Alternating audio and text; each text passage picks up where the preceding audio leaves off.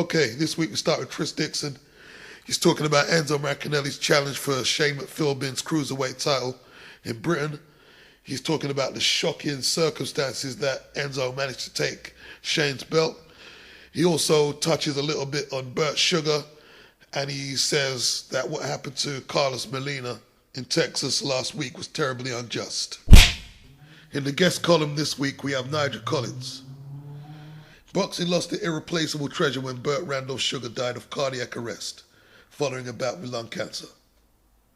At the age of 75, in some ways, he was the last vestige of a bygone era, an era where the print media flourished and boxing was still front-page news.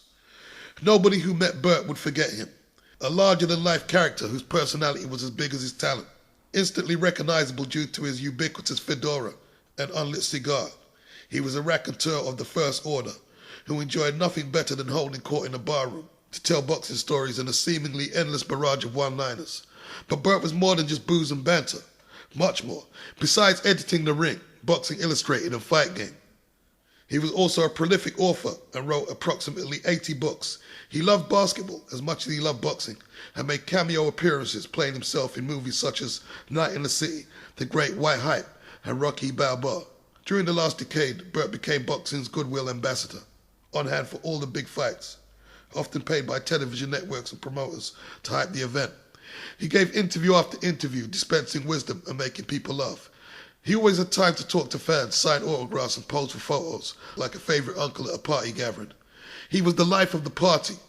Burt's death hit me particularly hard because he gave me my first full-time job in boxing, for which I will be eternally grateful.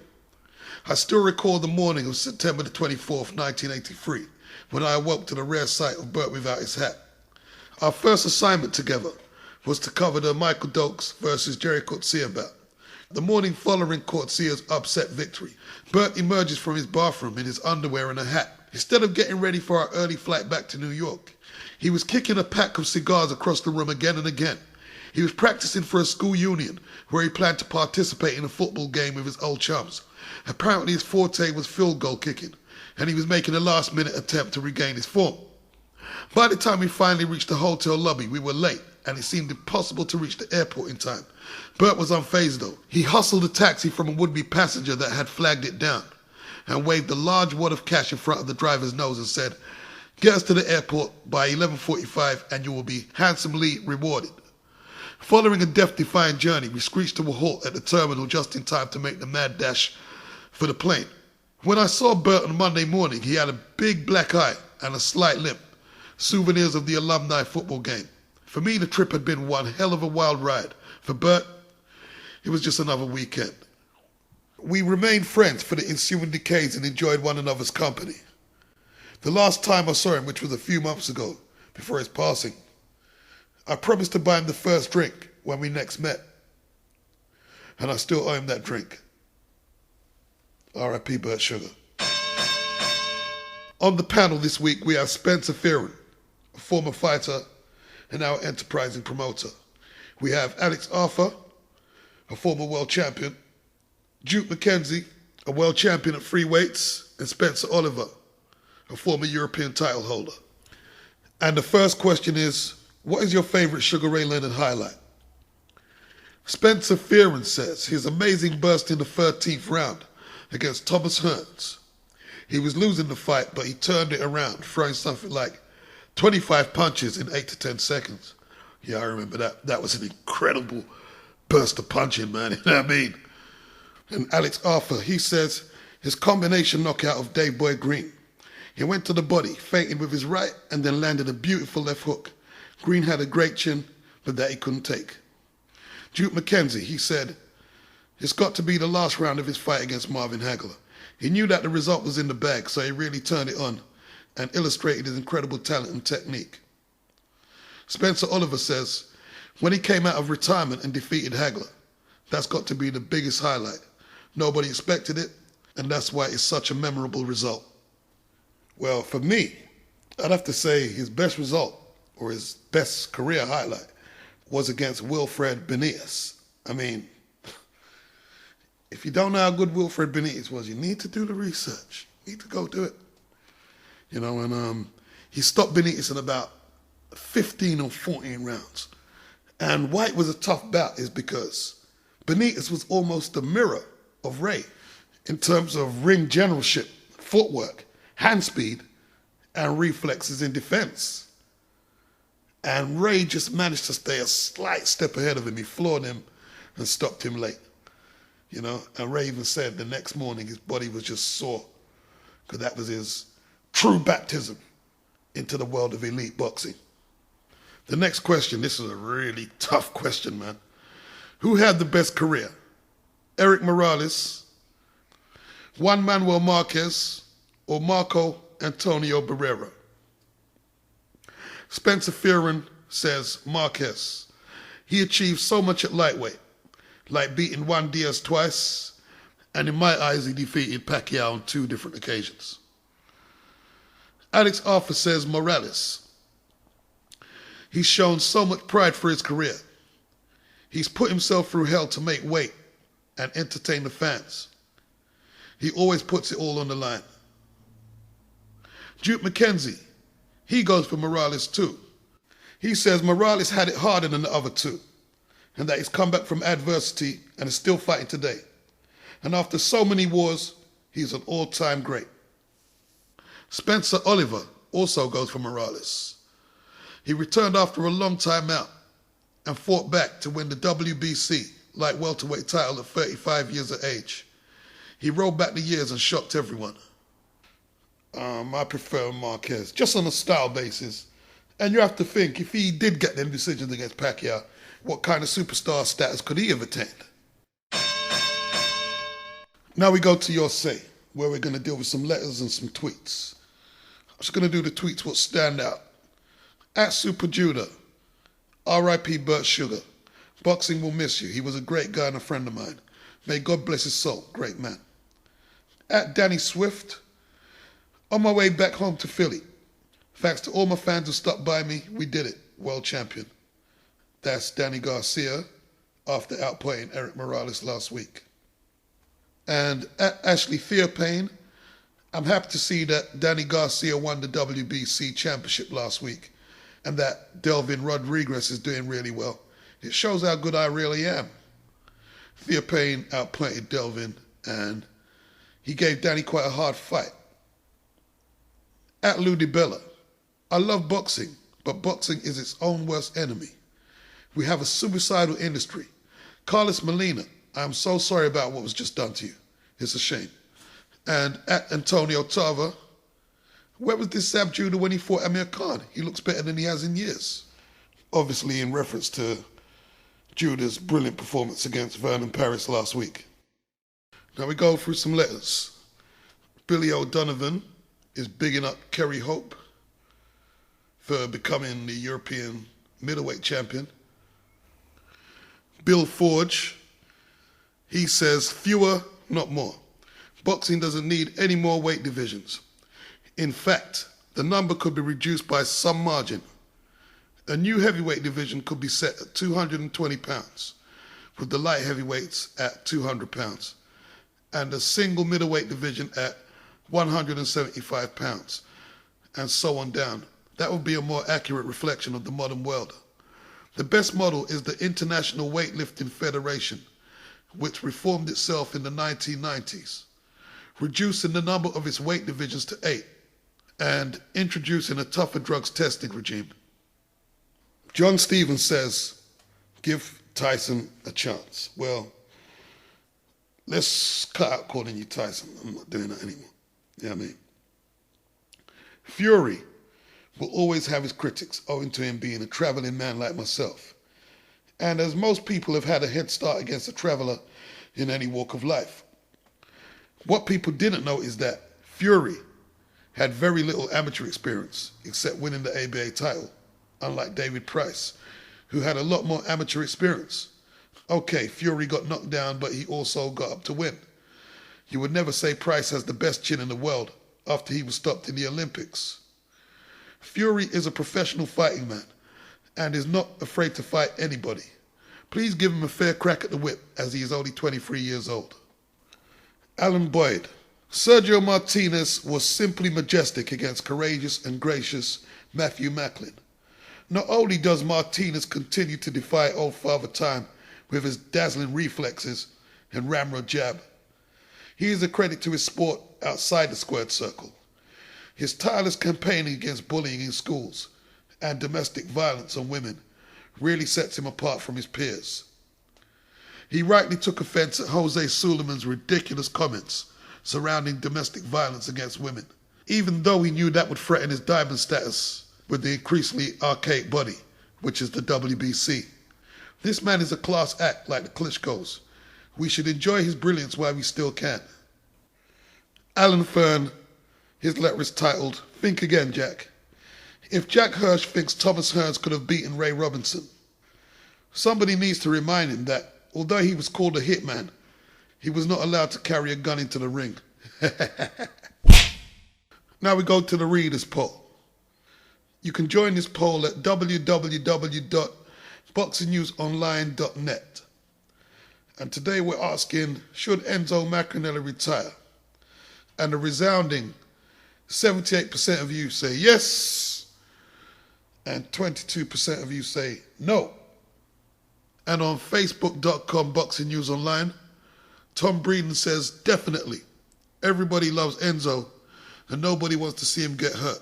Sean Rigby says, as a former world champion, Enzo getting dropped by McPhilbin is bad news. McPhilbin is a big puncher domestically, but shouldn't be bothering people at European level and at world level.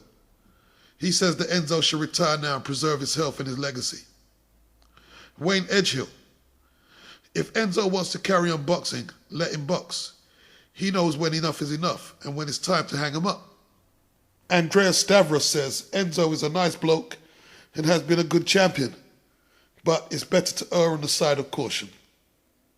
And the 10 count this week is inspired by Carlos Molina's disqualification loss to James Kirkland last week. It's entitled DQ or Not DQ. They're basically covering controversial disqualification results. Number 1, Larry Holmes versus Jerry Cooney, which ended in a 13th round disqualification loss for Cooney. When Victor Valle, Jerry Cooney's trainer, entered the ring, he deprived heavyweight king Larry Holmes of his rightful glory after battering Jerry Cooney for 13 rounds. Number 2, Patchler versus Hansen.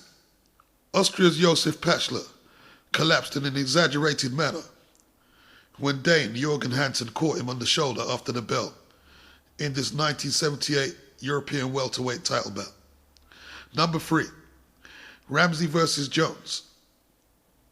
In 1981, Colin Jones lost his unbeaten record when a cuffing right hand landed as Curtis Ramsey was hitting the deck from 2 body shots.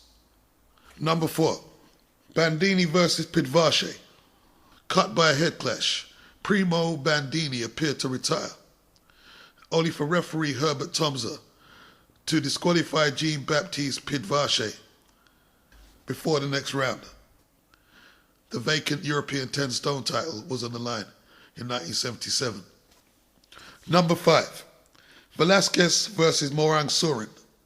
The 1976 WBC 10-stone title saw Thailand's Sensak Morang Sorin drop Miguel Velasquez twice before being thrown out for a low blow. Number 6, Arthur versus Stracy.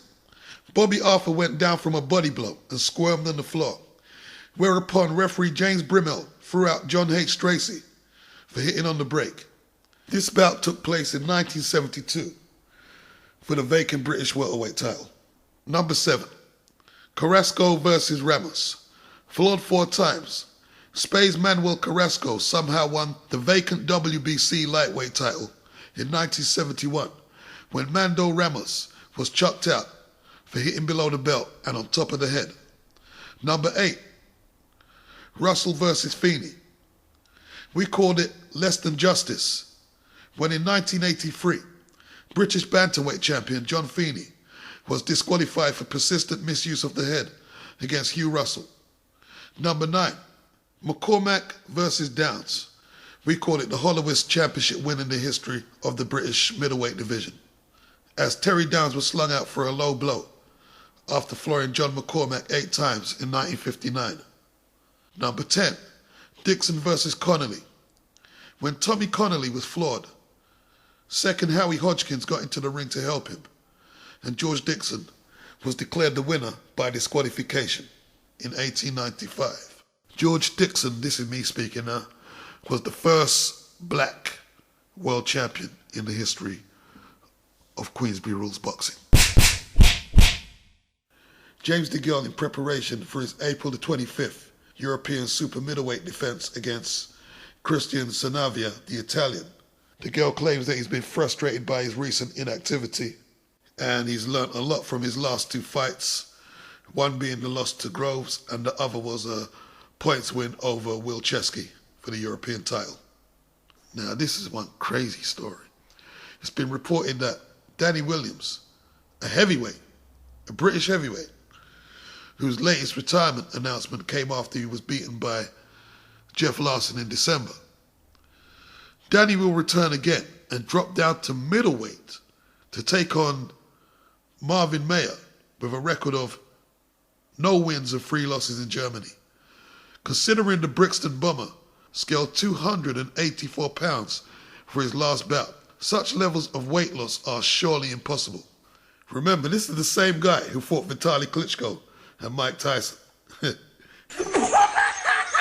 Shut up! The South Furies' April the 14th Belfast showdown with Martin Rogan will now be a 12-rounder with the vacant Irish heavyweight title on the line. Rogan is a journeyman, that's me throwing that in there. Chris Eubanks Jr. will also be on the bill, having his 3rd bout. Jose Miguel Cotto, that's Miguel Cotto's younger brother, wisely pulled out of his contracted 145-pound match with Jose Luis Castillo. The Mexican weighed in at 151 pounds, 75 ounces. He's wise to do that. I don't blame fighters for pulling out fights like that. I mean, you're over the weight already, then you're going to hydrate. You're going to be even stronger. I mean, it's dangerous. It's definitely dangerous. And I'm assuming this is the same Castillo who fought Money Mayweather and fought Corrales twice. And this isn't the first time he's done it, because my mind is tracking back to the second Corrales fight, where he couldn't make the weight. And Corrales stupidly took the fight. And he got KO'd in 4 rounds. Badly KO'd as well. Manny Pacquiao claims he has never shortchanged the government after the Philippine Tax Bureau filed a criminal complaint against him for failing to submit tax documents. If the case goes to court and the multi-weight champion is convicted, he could face prison. The WBO has refused to allow Nathan Cleverly to defend his light heavyweight championship against Robin Krasniqi at the Royal Albert Hall on April the 28th.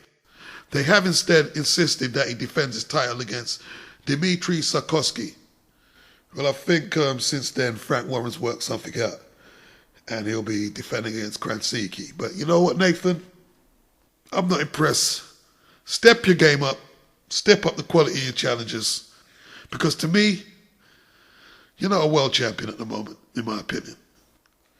Vladimir Klitschko defends his IBF, WBA and WBO belts against Tony Thompson in Switzerland on July the 7th. Eloy Perez tested positive for cocaine in the aftermath of his convincing loss to WBO boss Adrian Broner. The Garcia boxing management team immediately released Perez upon hearing the news. Speaking of Garcia, he's become the new trainer of Kelly Pavlik, and on the instructions of, or the advice, should I say, of Top Rank Promotions, Kelly Pavlik has relocated to California, where he will campaign as a super middleweight. Robert Garcia said he's looking very good in training, and his next bout will be against somebody named Jaco. Jane Couch, a female boxer and a former world champion, has had her managerial boxing license reinstated by the British Boxing Board of Control. Couch had called for greater transparency in the British game, and then she went on to challenge the board's decision-making process had her license taken away following comments she made at a meeting in November. Norfolk police confirmed that 3 males, a 16-year-old, an 18-year-old and a 20-year-old, have been arrested in connection with the murder of Tavwatsa Khan at former WBO heavyweight champion Herbie Hyde's home. Mr. Khan was pronounced dead at the scene in the early hours of March the 18th. It's not believed that Hyde was in his Norwich house at the time of the incident. On BoxingNewsOnline.net, Nick Horlin pays his respects to Burt Sugar. Paul Wheeler looks at Amir Khan's chances of snaring a future date with Floyd Mayweather. Tris Dixon looks at Carlos Molina's plight. And Danny Flexen analyzes Sergio Martinez's options. Martin Murray, who drew with Felix Sturm and forfeited a title shot against Chavez Jr. due to visa problems, blah, blah, blah, blah, blah. Go fight Macklin and Barker, then come back to me. Former WBO featherweight champion Scott Harrison, who recently was released from jail, is back in trouble with the police again after some supermarket incident. Frank Maloney's walked away from the situation. His coach, Peter Fleming, has said it's not what everybody thinks. Scott hasn't been drinking or he wouldn't be able to do the gym routines that is set for him. But we'll see. We'll see the next chapter in Scott Harrison's boxing career. Barry McGuigan, David Hay, Ricky Hatton, Randall Monroe, Kevin Mitchell, Wayne Elcock, Anthony Corolla, Stephen Smith and Jim McDonald all take part in the 3rd annual Indy Rose Trust Charity Football Tournament, organised by the tireless Johnny Eames. This event is set for Saturday, August the 11th. It will be hosted at Canvey Island's Concord Rangers FC. If anybody wants to get involved, you can dial 07557 641 596. Yanni Perez, the former IBF bantamweight champion, is retiring. He walked away from the game with a record of 20 wins, 2 losses and 1 draw. The 3 blotches appearing in his most recent outings. He enjoyed an amateur career amassing over 200 fights before claiming his only professional world title when he beat Joseph Agbeko in 2009.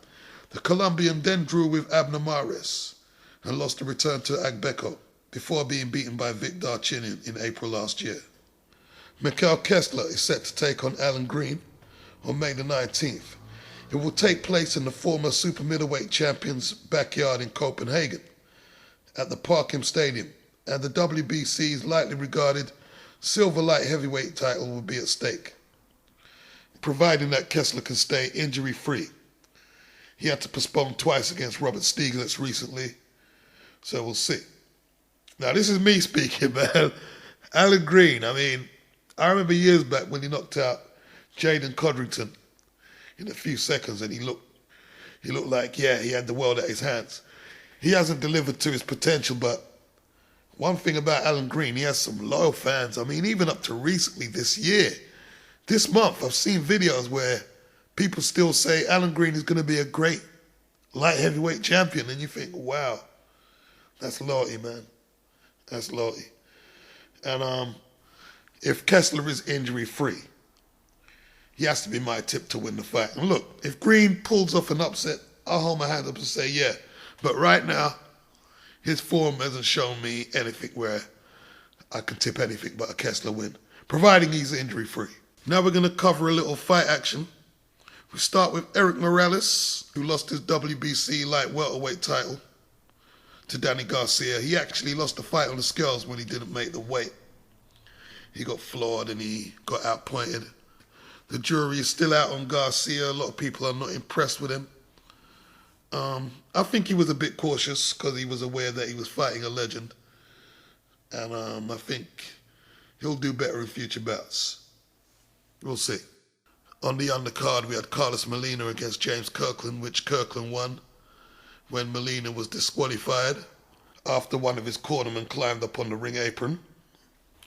In my opinion, I'll be real with you, you could say Molina was winning the fight, but man, he did a lot of holding. He did a whole heap of holding, and he didn't really get penalized by the referee as he should have been. And Kirkland decked him in the 10th, and he looked in a lot of distress. In my opinion, he would have been KO'd anyway. And Sometimes in boxing you have to tough it out, and that's what Kirkland did, and he deserved his win, in my opinion. In my opinion. On March the 24th, there was a card in Sheffield where Gary Buckland retained his British Super Featherweight Championship against Paul Truscott after a hard-fought 12-rounder. Bradley Price is still scrapping away. He snatched a win against Patrick Mendy by the margins of 96-95 in a 10-rounder. On that same card, unbeaten prospect Sergei Rabchenko, who actually fought Bradley Price last year in a really tough fight. Really tough 12-rounder. This time he managed to dispatch Ronnie Gable in 21 seconds with a body punch. A quick side note to all of those outside the UK. In UK boxing, you have the British title and you have an English title. Now, all championship fights, apart from the English title, are decided by the judges if they go to the distance. But any non-title fight, apart from an English title fight, is scored solely by the referee. As soon as the bout is over, he will walk over to the winner and raise his hand immediately, and that's that. So, useless information aside, we carry on. Gavin Rees, or Rees, from Wales, defended his European lightweight title in Paris against Anthony Mozake in the 7th round. And on the 23rd of March in Wolverhampton, Enzo Macronelli was dropped heavily in the opening round by Shane Philbin, who was robbed of a sensational victory due to a dreadful mistake by the timekeeper Martin Fallon. Macronelli survived the crisis. Philbin himself took a count in the 9th, but Enzo went on to take an unpopular 12-round decision and take Philbin's British cruiserweight title in the process too.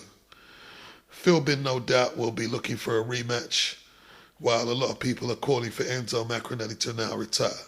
Diego Magdalena, the number 2 ranked WBA super featherweight contender, took a trip to the canvas in the 4th round, but recovered to stop Fernando Beltran Jr. in the 7th.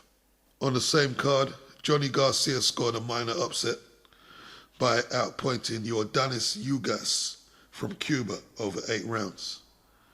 Ugas, a former 5-time national champion as an amateur, now lives in Miami. His record falls to 11 wins and 1 defeat, while Garcia ups his ledger to 12 wins and no defeats. In Brescia, Italy, 37-year-old southpaw Leonard Bundu defended his European welterweight title against Antonio Moscatiello by a 5-round stoppage. On the 24th of March in Atlantic City, there was a battle of the giants. 6'8", Marius Wach took on the giant Ty Fields, who is 6'9". Wach or Wach, I don't know how that's pronounced really, scored a 6-round stoppage, but according to Jack Obermeyer, he will never be a bona fide contender. Joey Spina lost an 8-round decision to Jerson Rivello. I didn't realize neither of them are still fighting. But it is what it is. In South Africa, Jeffrey Mafabula took the IBF Super Bantamweight title by pounding out a split decision over defending champion Takalani Enlove. WBA World Flyweight ruler Herman Marquez outscored late substitute Richie Meprenum to avenge his December 2010 points loss to the Filipino southpaw. Marquez won by scores of 95-93, 96-92, and 97-91. In Blackpool later today, Brian Rose defends his British light middleweight title against Max Maxwell. Max previously stopped Brian Rose in 6 rounds in 2010. So this is a potential revenge match for Rose. The Boxing News tips Rose to win by a stoppage in 8 rounds. Rose is also in the question and answer section of the magazine, where he talks about injuring an opponent That was on the 23rd of October 2009 when he fought Jason Rushton. The Boxing News asked Rose this question. Injuring an opponent must be every fighter's worst nightmare. When did you realize that you had Rushton in difficulty? And Rose answers, there weren't really any signs until the last round. Jason dropped to his knees after taking a couple of silly shots, which surprised me because everyone knows how tough he is. He went over again for more nothing shots and the referee stopped it right on the final bell. For me, Jason went the distance. Walking back to the changing rooms, Jason collapsed right in front of me. It was horrific. I couldn't sleep all night, and next morning I discovered he was still in a drug-induced coma. Visiting Jason in hospital with his family around and unable to feed himself was the worst moment of my life. He had just been trying to do his job. I cried my eyes out leaving the hospital. The Boxing News asks, did you contemplate leaving the sport? And Rose answers, yes, I did. I told my trainer, Bobby Rimmer, that I couldn't do it anymore. I am not a concussive puncher, and if I could do that to one of my opponents, it could easily happen to me. And after watching the Nigel Benn and Gerald McClellan documentary, it was obvious to see they both had real fighters' mentalities, where they both really wanted to hurt their opponents. Me, I'm not like that. I'm a nice lad. I've never had a street fight. I've never been in trouble. Boxing was just my sport. I wanted to win. I love scoring the odd knockout, but definitely didn't want to hurt anybody. But my trainer, Bobby Rimmer, he managed to talk me around. Now we enter the flashback section. This week in 1948, we have Steve Bellows, who fought twice for the world middleweight title in 1940. He was hoping to get another title shot. He scored a KO victory over Mickey Doyle in Cleveland, Ohio. And in the words of writer Duke Burley, he showed punching power and plenty of zip to beat the best in the world. But a stoppage loss to Sugar Ray Robinson soon after in 1949 would put a permanent dent in his title hopes for good.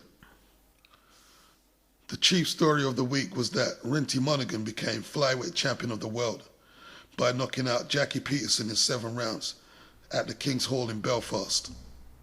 Our special correspondent reported it was a convincing victory, due mainly to the apparent weakness of the Scot, who at no time during the contest showed anything comparable with the boxing skill and power of punch, which he had previously displayed. Patterson came in a quarter pound inside the 8-stone limit, making him a pound heavier than the Irishman, who was known for his fine singing voice. But apparently the ordeal of getting down to the weight appeared to have left his mark on the Scot, who held the British and Empire crowns at bantamweight, so much so that they had a standby opponent in place, just in case he couldn't make the weight, and that was a fighter by the name of Maurice Saint-Déron from France. Our amateur pages mused on who was likely to threaten Britain's medal chances at the summer's London Olympics, and we decided that the real danger lies with South America and the USA. The Argentine boxers have carried at least one title in the last 3 games, and we must expect them to provide even stiffer opposition this time. Their country was neutral throughout the war, and food rationing was unknown. The article goes on to say, strike one for Boxing News' powers of prediction, as Argentina's Pascal Perez would strike flyweight gold in London. Former world heavyweight champion Jack Dempsey shared his insight on Joe Louis's chances of retaining that crown against Jersey Joe Walcott. Jack said, the age of 34 is beyond middle age in boxing. It's bordering on old age. To try and put on a show as you did 10 years earlier is like looking for your lost youth. You simply haven't got the things that really count if the other fella starts moving around. If only he'd stand still, you might murder him. And I don't think Walcott is going to stand still. Now I just checked the box rec, and they've got this bout down as the 25th of June, 1948. While this column here is saying it's the week in March of 1948. So if there's any historians out there, tell me which date this Walcott and Joe Louis fight took place. Because they fought twice.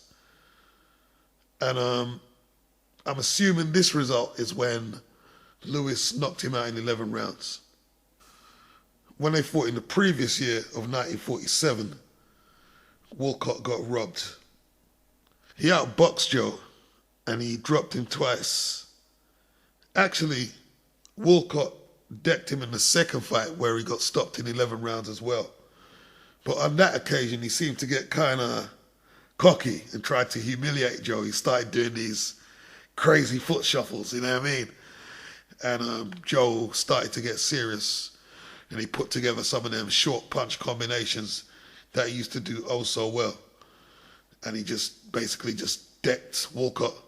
Walcott was on his knees and he tried to crawl over on his knees to the ropes to get up, but he got counted out and that was that. The special feature this week is Sugar Ray Leonard. The author is Donald McCrae, and this piece is titled On the Edge. Boxing is a business of heartbreak and terrible endings. Sugar Ray Leonard knows the dark truth of the old fight game better than most, so he can relish the near miracle that he is sitting here right now in an elegant London hotel, laughing, jovial, but in such a vivid close-up. Over the course of a couple of hours, there are many brutal memories of how he came close to joining the ranks of boxing's fallen greats. I just about made it in one piece, Leonard says, his familiar face breaking open with the bitter sweetness of an intelligent and resilient survivor of sexual abuse, a recovering alcoholic, and a reformed drug user. These trials provide the spine of his compelling new autobiography, which details how Leonard overcame being sexually molested twice as a boy before he succumbed in his later years to cocaine and alcoholism. I've been on a wild roller coaster ride, he says. I nearly spun completely out of control and ended up broken forever. I could have ended up so lost and damaged there would have been no way back, but somehow I made it. I don't like to think about it too much, but every now and then I face the facts. It could have all ended differently. So many who have shared a similar journey haven't been so lucky.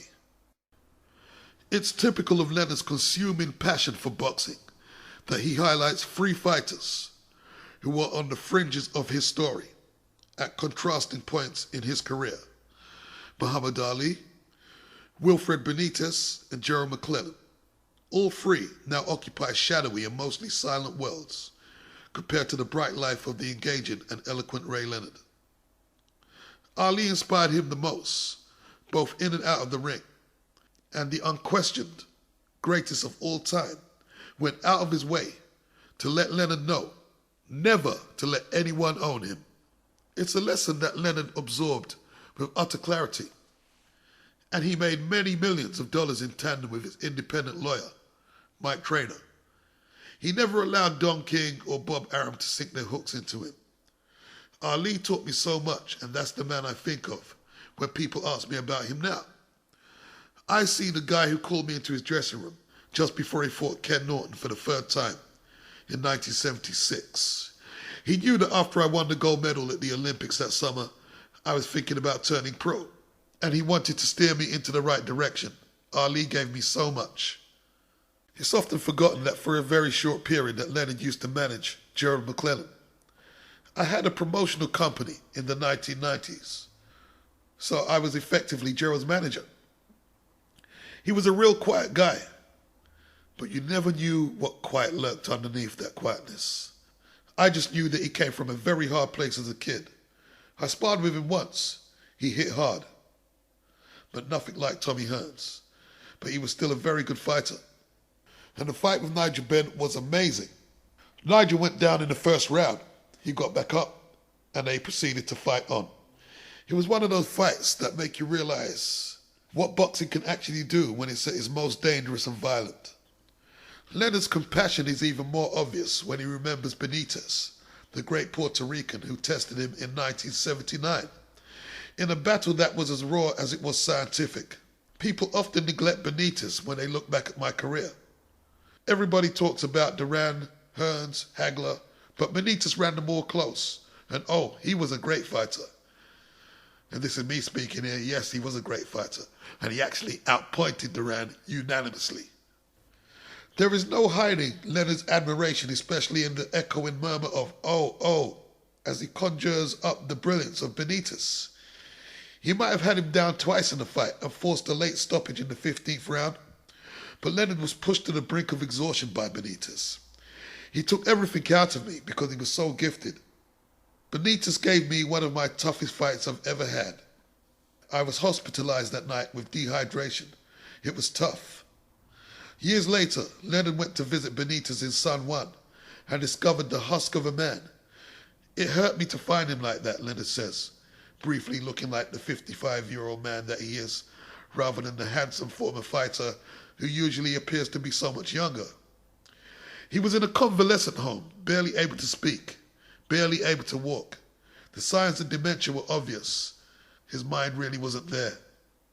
And then someone did the most damnedest thing.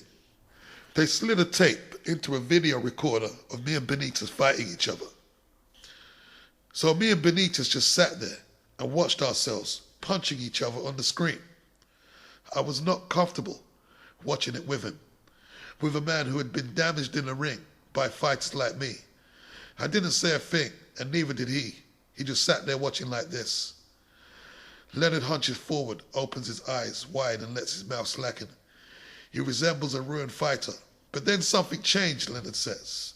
I began seeing a little light in his eyes. He was actually watching the fight, and it was like the memory of it took away some of the fog in his head. And then afterwards, when I was saying goodbye, he got some words out. He said, "Sugar, sugar, I know trained for that fight."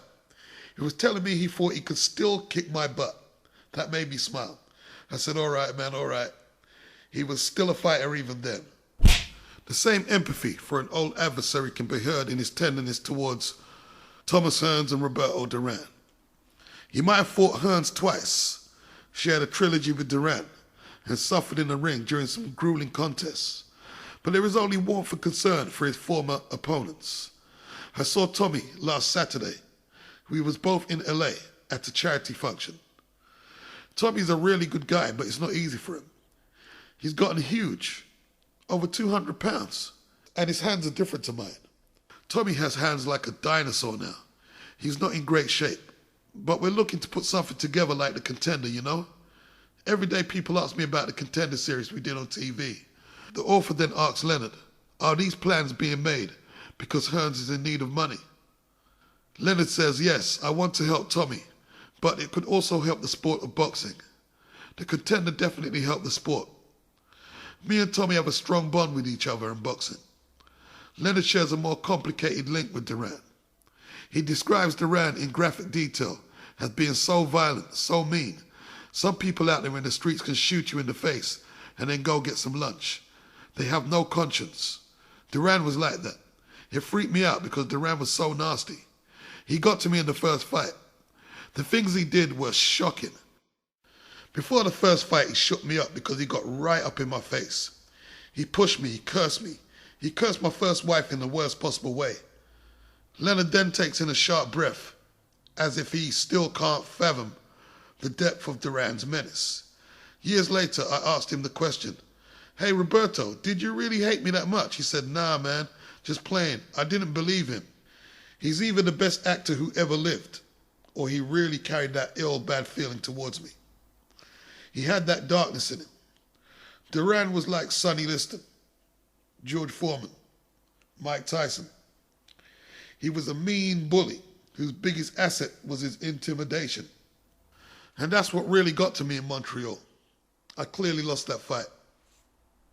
Leonard's pride was so stung he resolved to get Duran back in the ring to prove that he could fight so much smarter the next time out.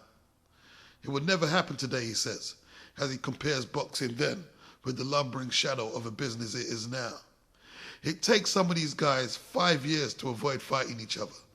Think about Floyd Mayweather and Manny Pacquiao. Duran and I went to war again just 5 months later, and this time it was different. Sugar Ray's relationship with his older brother Roger is also tangled. Ironically though, it might have been Roger who laid the blueprint for how Ray should beat Duran in the rematch. But Roger used to beat him up for no apparent reason when Ray was just a small boy. Roger also resented Sugar Ray's great wealth and glittering fame in later years, partly because he had the talent to have made a successful career in the ring. But Roger lacked his little brother's icy discipline. He fell into drug addiction, and he was strung out when, ironically, he made the illuminating suggestion that changed boxing history. Roger Leonard noted instinctively that as a bully, Duran would crumble if he was embarrassed and humiliated. Sugar Ray did not believe him at first, but then he remembered how Roger would mock and taunt his sparring partners. He finally decided to try and expose Duran. He had the nerve and brilliance to pull off one of boxing's most outrageous stunts. In the rematch with Duran, I was boxing smart, and then I started fooling around. I threw those crazy bowler punches, and the audience was laughing, really laughing. I could see in Duran's eyes he didn't like it. He was a bad bully, and here I was, ridiculing him. Eventually he just quit. He never realized the ramifications it would have on the rest of his life, but that fight should not dictate his legacy. Duran was a great fighter. Leonard also believes that Duran never recovered from his deep shame. He now speaks of his once frightening and bitter rival with compassion. It's impossible for Duran, who fought with such machismo, to face up to that night he quit. But he's an incredible figure in boxing. And despite what a beast he was today, I like the guy. The connection between Leonard and Hagler is more troubled. Hagler, like Duran, has carried the effects of fighting Leonard and has had to deal with the fallout of losing to Leonard decades later. My first fight against Tommy Hearns was the purest battle I've ever had. But in terms of achievement, victory over Hagler was the pinnacle. Most of my camp, my brothers, my friends, all thought I had no chance against a brutal champion like Hagler. Prior to the fight, I was retired doing cocaine and drinking heavily. It took a feat of great will to get ready for that fight. I had to produce something special that night. Leonard's defeat of Hagler is one of boxing's most controversial contests. Many people believe Leonard was lucky to be given the decision. Yet other esteemed judges long since gone saw the fight differently. Jim Murray, the legendary boxing writer for the LA Times, was convinced that Leonard won the fight clearly. It wasn't even close. Leonard didn't just outpoint Hagler, he exposed him. He made him look like a guy who was chasing a bus in snowshoes. Leonard repeatedly beat Hagler to the punch. He made Hagler into what he perceived him to be throughout his career. A brawler, a swarmer, a man who could club you to death if you stood there and let him do so. But if you showed him the element of boxing and moving, he was lost. If it's impossible to share that view, a contrasting response still resonates from the king of British boxing writers, Hugh McIlvanney. He suggested that Leonard's canny plan was to steal rounds with a few flashy and carefully timed flurries. He was happy to exaggerate hand speed at the expense of power, and neither he nor two of the scorers seemed bothered by the fact that many of the punches landed on the champion's gloves and arms. Whatever your own view, though, it's hard to argue that Leonard showed incredible resolve and courage and chilling calm to emerge from retirement and snatch a decision from a much bigger and much more imposing fighter. But the anger Hagler felt towards Leonard for so long underlines his own conviction that he was blatantly robbed that night in Las Vegas. Does Hagler still resent Leonard as fiercely? Not as much, Leonard says. I mean, next month is going to be what, how long? 25 years. 25 years, Leonard exclaims. I've long since let go of all the feelings between me and Hagler. Things are better now, but yeah, it's not the same warmth as between me and Hearns and me and Duran. I have a website, and we have an interactive feature on it where I interview other fighters. I've interviewed George Foreman, Mike Tyson, Tommy Hearns. I said, Marvin, can I interview you? Hagler looked at me and said, "Nah, man, my voice isn't good now." As Leonard impersonates Hagler, putting on a show that his voice was damaged. So he's not going to be doing that with me anytime soon. Knowing that some wounds will never be healed completely. Hagler has been more cordial lately. We were at the WBC convention earlier this year and we spent some time together, and that was good. Angelo Dundee, who died last month, played key roles in Leonard's corner against Hagler and especially Hearns. Leonard is careful to stress the difference between Dundee's inspirational, motivational skills as a cornerman and his overplayed attributes as a trainer. He makes this crucial distinction. Angelo never trained me per se, but he was the best asset you could have in your corner. Against Hagler, as they closed in on the final round, Dundee shouted, "We got 3 minutes, new champ, new champ." It was a simple statement that echoed a similar resonance into Leonard's head as it did when he trailed against Hearns in their first fight. The fight was definitely leaning his way. I was also feeling tired as shit. When on the stool, I heard Angelo say, "You're blowing it, son. You're blowing it." And even in my exhaustion, those words rang out. They will always stay in my head because it was that precise moment I needed it. I got from off my stool and I went at Tommy. And as tired as I was, I had the ability to reach down and find something more inside myself. I still watch it now and say, wow. You can hear Howard Cosell, the commentator, saying, "Sugar Ray Leonard has found some kind of hidden resource." The author then asks Leonard, is his first fight against Hearns the contest he still watches the most?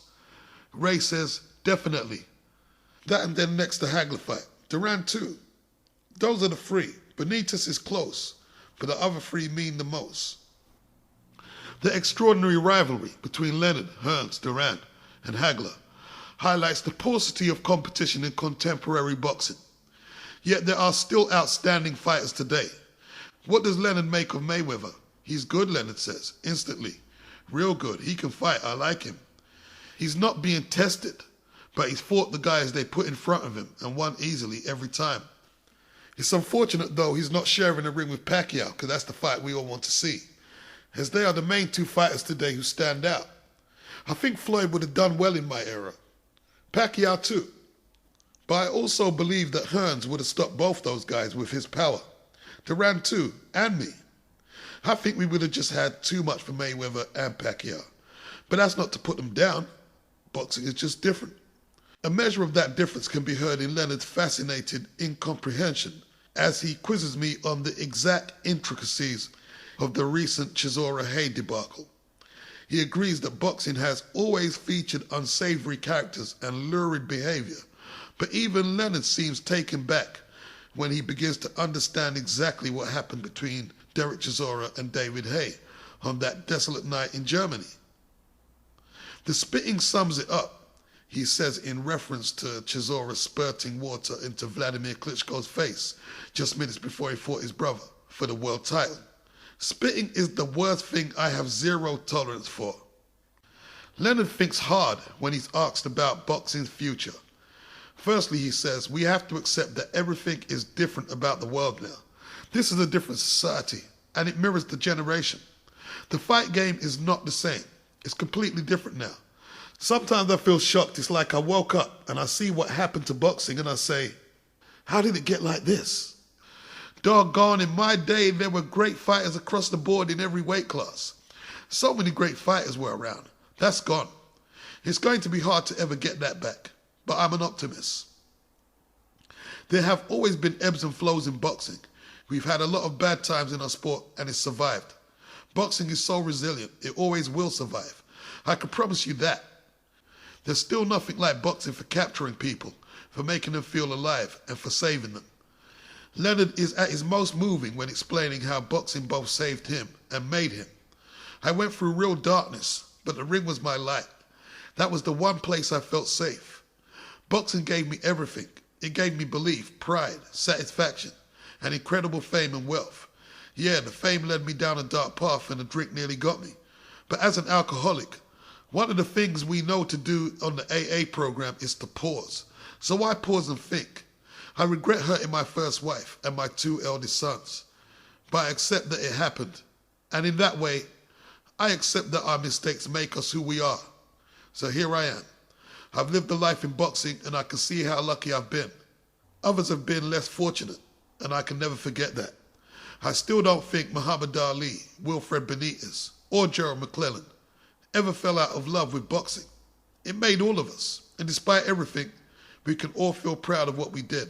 Life is hard, and we all face trouble, and boxing is no different.